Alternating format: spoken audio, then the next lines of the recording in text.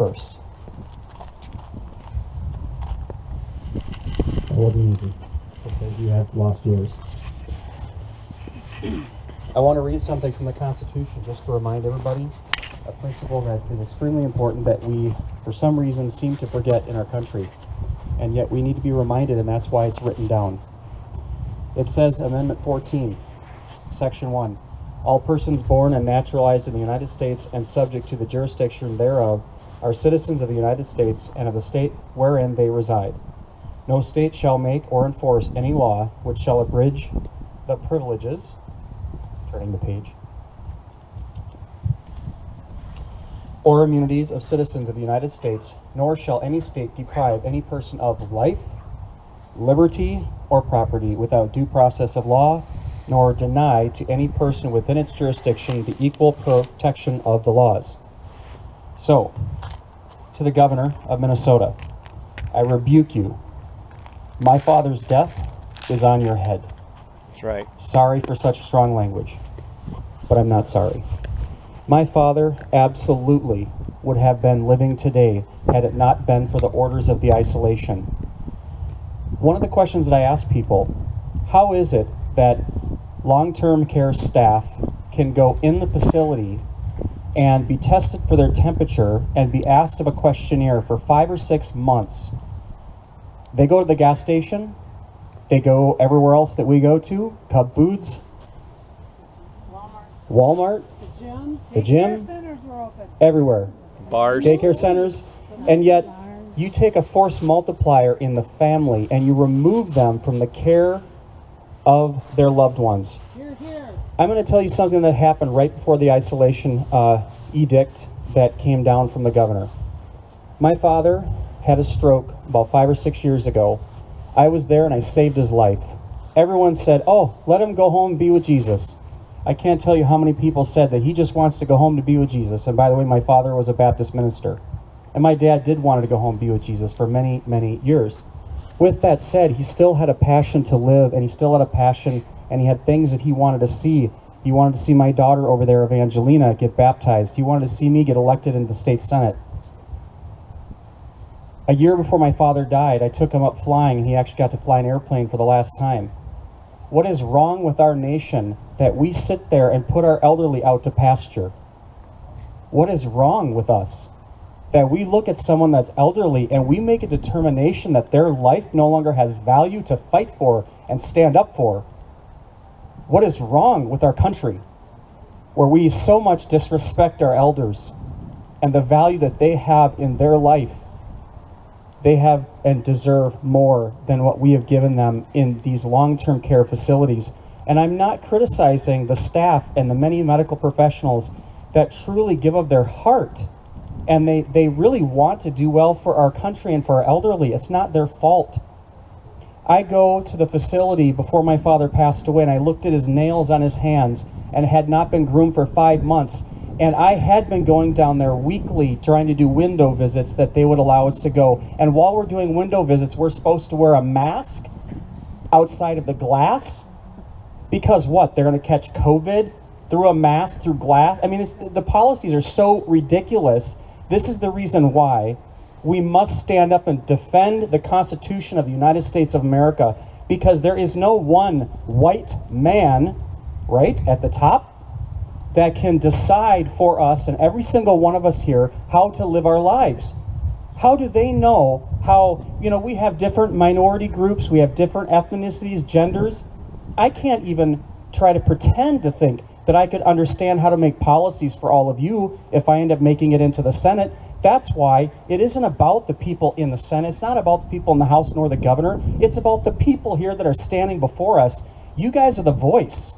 The power is in your hands. That's why I'm running, because I want to run for my district so that someone actually goes back to the people and listens. How many of you guys have ever talked to your representatives that come down into the district and try to get out and meet and talk to people? It's rare. I can't even tell you, in my district, I came up one time to try to meet my representative. Did I ever get calls back? I sent emails. Never. And that's why I'm running against him. Because I met with him and I brought things that were concerned. He promised he would call back, and he never did. And these are the reasons why we have to stand up as people and change out our government, get new people in that will actually stand up and will follow through with their promises. And none of us are perfect.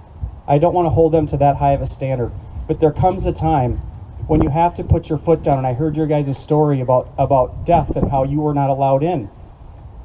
When my dad died, 3 to 4 days before he passed away, I could see through the glass that he was going downhill. I didn't presume that he would die. He didn't look that bad off. His nails weren't groomed, and I have been every week asking him, please cut his nails, shave him, brush his teeth, cut his hair. I come back the next week, still not done. They wouldn't even at first let us even look through the glass. They kept the shades down. We couldn't even see him. And my first question of thought was, what are they hiding? The distrust that is there between the people and the medical professionals and the government. And I don't blame the medical professionals completely because they were overrun. It wasn't their fault. The fault comes down and the fault lays and rests on the shoulders squarely of the governor because he took that upon himself. He violated the Constitution. He violated our independent liberties and rights. And therefore, he is responsible. What happens to him when all these people die at his hand? Is there a law that puts him in prison? No, nothing happens to him. What is wrong with our country that we allow one person at the top to overrun us to this point? We are the voice. Every single one of you here are the voice. You are the government. It's a government by the people, for the people, not a government by Governor Walz. And I criticize him strongly. I also criticize my opponent, Senator Matt Klein.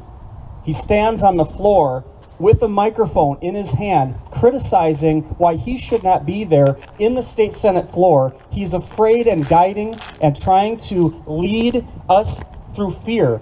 We cannot live through fear. We have so many veterans that have died and given of their lives to lead through leadership and strength, not fear. I'm not saying that there's not a virus. Absolutely, I believe there's a virus. Anyone that says differently is ridiculous. With that said, we also can't be afraid of it. And my opponent stands on the floor with his N95 mask on his left arm. No one wears a mask on the arm. You wear it on your face, and if you're so afraid to be in the Senate floor because you work in the emergency room, maybe you should have the mask on your face, not on your arm when you're sitting there lecturing Minnesotans about how in the world you're the risk. So I get a little passionate because my father lost his life when he should not have lost his life. He was a man of character. He deserved better than that. He had 2 master's degrees, Master of Education, Master of Divinity. He has 7 children. He served his community his whole life to be at the end of his life treated like garbage. And even though it's unintentional by the long-term care staff and facility, the governor's orders are what created this problem. I had to fight to get us into there for the last few days of his life. And then they said, well, you can only have 2 people, similar story. And I went up to them and I said, we will be coming in and you will not stop us. We are coming in with our entire family. And I sat there while my father passed away. I held his hand and I had to fight for the right to be able to see my father take his last breath. And my father was disappointed. He was gravely disappointed. He died because he was dehydrated. He died because he was not properly taken care of. And although I don't criticize the staff, they were overrun. Why? Because they don't have the staff and the number of people to take care of the patients that are in there, and they removed us, the force multiplier. I'm an EMT. I'm a search and rescue pilot. I'm studying a Master's of Science in Integrative Medicine. Why was I removed from my own father's care? I ended up taking him out of the facility so that we could have my mom and dad's 55th wedding anniversary so that they could celebrate. We were around 50 people in our family. We brought him back. They tested him for COVID, locked him up in a room and put him in quarantine. And you know what? For the next 3 weeks, he tested negative.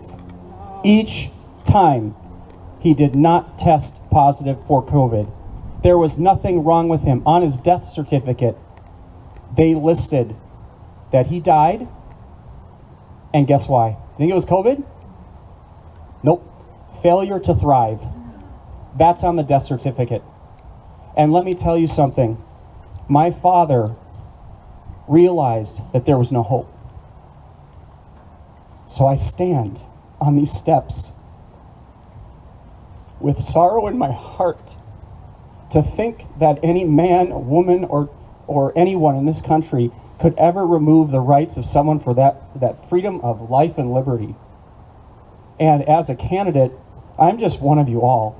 I'm not a politician, which I'll be if I get elected. I'm a local business owner, and I've cared for children and run a gymnastics club for 14 years. And I know that when it comes to business, a lot of this is all about the business. I'll give you a couple examples. The governor puts a government order in place, and guess what's going to happen? Even when he rescinds those orders, you have businesses and attorneys that are going to go like this, and they are so scared of lawsuits for risk management from a business standpoint that they will continue to hold that oppression down unless the government removes that liability from these companies. And that's why you're having continuing problems of these lockdowns. And when they're afraid, just like the stock market, right? If a president of the United States says something, the stock market goes up and down because it matters what leaders say. It matters, and the government matters. And so therefore, we need representatives that will always stand on the Constitution and will always be listening to your voices. And that's why I'm running today, because my father lost his life. And even though we have a small group here today, every single voice matters. And we have to stand up and protect. And I really am so thankful that you give me the opportunity to stand and say something today. And thank you for weathering the cold and being willing to listen to what I have to say. There's so much more I could say, but I'll end clearly and shortly and say that his life is not in vain. And that's why I stand. I'm running for Senate 52. And my website is www.tomasforsenate.com. And I would appreciate you helping get the word out. Whether I win, lose, or draw, I still will stay as an advocate for our elderly, because one day we will all be there too. Thank you.